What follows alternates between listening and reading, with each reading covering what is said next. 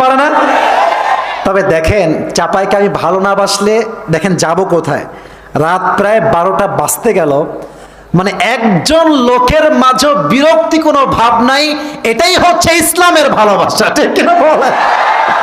আমি ওয়াজ শেষ করি কেমনে, যে মানুষগুলো এত আগ্রহ নিয়ে শুনছে, এদিকে তো ওয়াজ আজকে শোনায় যাওয়াই লাগবে, ঠিক কিনা বলে?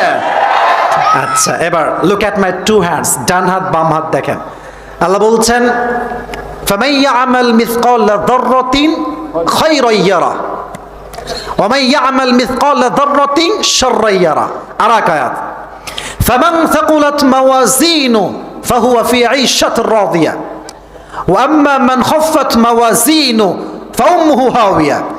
এবার আমার দুই হাত দেখেন, এবার আমি বাংলা বলছি আয়াতের ট্রান্সলেশন।